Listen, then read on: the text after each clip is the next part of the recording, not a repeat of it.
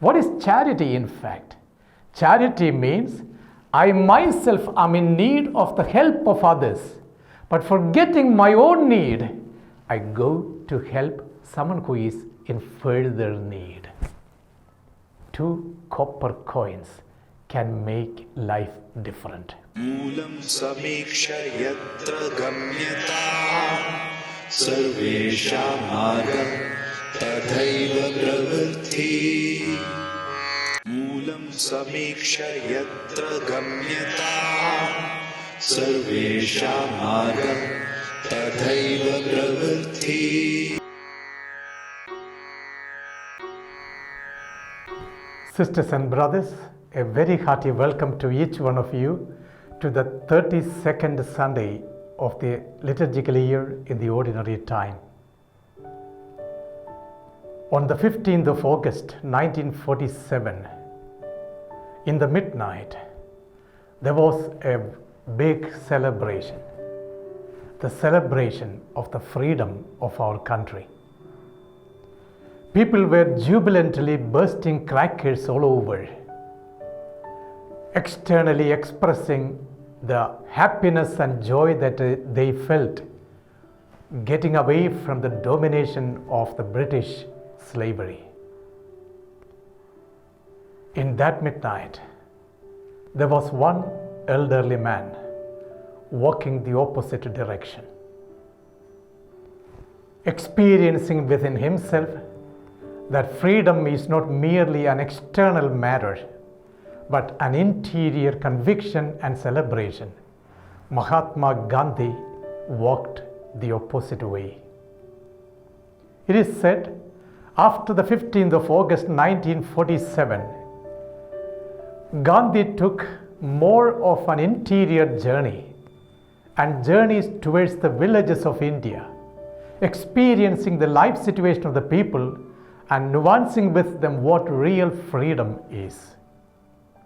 In one of such satsangs, or a gathering to discuss about the truth, he brought together a group of people in a village under a big banyan tree. They were all sitting together there, and he was listening to them and talking with them. And suddenly Gandhi noticed a woman having bath in the nearby pool. But to his surprise, she was remaining in the water for such a long time, to that extent, it provoked Gandhi to tell her, "Betty, my daughter, please come out of the water, otherwise you would catch fever." But she responds to him saying, "Bapu, I have no clothes to wear and to cover my nakedness." Shockingly, Gandhi realized one more truth of his life. He took the shoulder garment that he was having, threw it towards the woman, and told her to come out of the water. She wore it and she came out of the water. It is said, thereafter, Gandhi never wore a shoulder cloth on his body. Religion. Religion is not merely an external practice. It is the divine intervention of God and godly movement in the life of a person, which makes him or her to permeate the divine interventions in a human manner towards those who are in need. And I believe such religion only will last forever. Charity becomes the crux, the trademark of such religions. We have a father of a nation who does not belong to Christian religion, but who shows what Christianity can become in the course of its journey following the teaching of Jesus. Yes, my sisters and brothers, today we are encountering Jesus in Jerusalem, seen through the eyes of the evangelist Mark. Now onwards, what I notice in Jesus is something very interesting. I notice Jesus more observing things than speaking. He becomes more silent in his approach. He observes people around and sees what they are doing. For him, it becomes a lifestyle. Jerusalem is a place where Jesus naturally experiences the fierce moment of his life. He foresees already the passion that he has to undergo, the death that he will encounter, and naturally also the consequent resurrection to show forth to the humanity that life is not ended here, but there is a journey towards that. He begins to observe. In that observation, deep reflections come from the person of Jesus. We must remember, at that time when Jesus was in Jerusalem, there were not less than 20,000 priests living in Jerusalem. The so-called Pharisees, the scribes and Sadducees, all these varieties of people had their own intellectual capacities and interpretations of the laws in accordance with Mosaic laws. Naturally, they were people who had been, in fact, dictating terms for the people who were coming there to worship God. In one such situation, we would meet with these scribes as someone who are quite different from that of the others. Scribes were people who had long tunics, long beard, and also they said long prayers. Why so?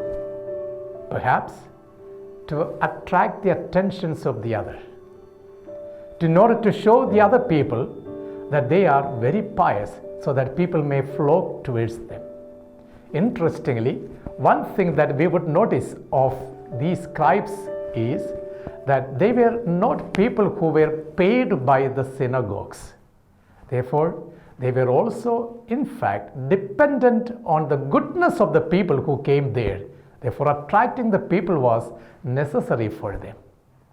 But one sentence that we would read in the gospel about these scribes is that they devoured the house of the widows. That is something very strange. Who are these widows? Widows were considered at that time, and even today for that matter, as the most vulnerable people. People who have no support of the men whom perhaps they had already married. As a result, they are a lonely group of people. And to enter into the house of a widow was not a difficult task. So perhaps widows were the group of people who were ideologically most affected by these teachings of the scribes. As a result, they could also amass wealth and money from them if they had. That's where we see two people are presented through the readings of today as examples for us to imitate. The first one comes from the first reading in the first Kings. We encounter prophet Elijah there meeting a woman who was in Zarephath. The land was that time already grimmed down by famine.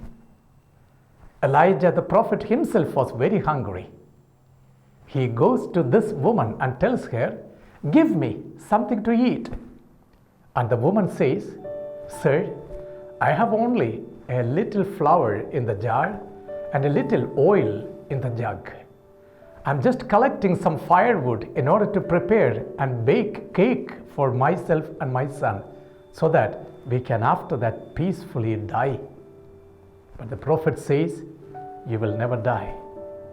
But first prepare the food for me." And she does that. It is said, thereafter, the jug of flour never ceased, and the jar of oil never got emptied. When the poor supported the need of another one who was in need, it became the constant flow of support from God. We have a very comparative dimension presented in the gospel as well. Jesus is sitting in the temple today. What is he doing there? He is observing how people are contributing to the dump box. Many rich people came there. They were putting money there into the box. Plenty. But thereafter came a poor widow, someone who had nobody to support her. And what did she put in? Just 2 copper coins. Sisters and brothers, remember, 2 copper coins are equal to 1/64 of a denara. And a denara is a person's daily wage for the labor that he or she does, which means such a tiny amount of money being put into the dump box.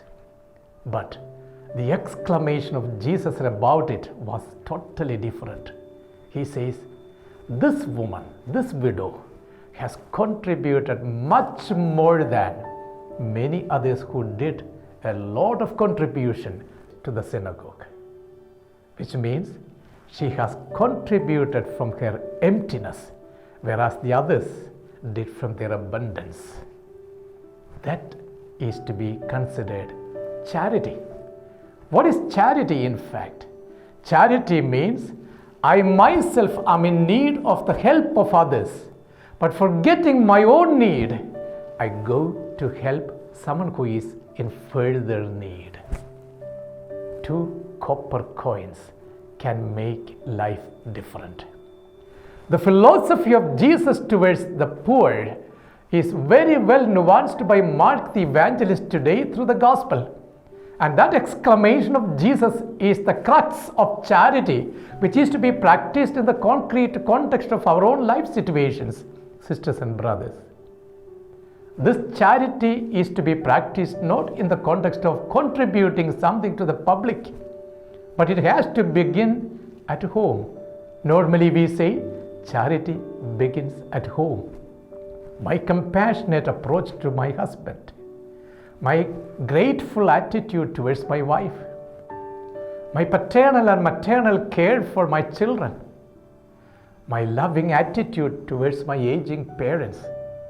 Charity begins at home.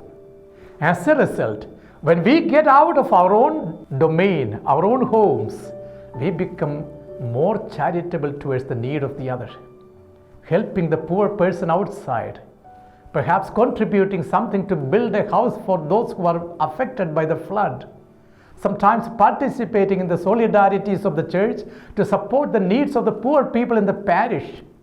We become signs of God's permeating compassion in the concrete life situation of the people. Charity begins at home.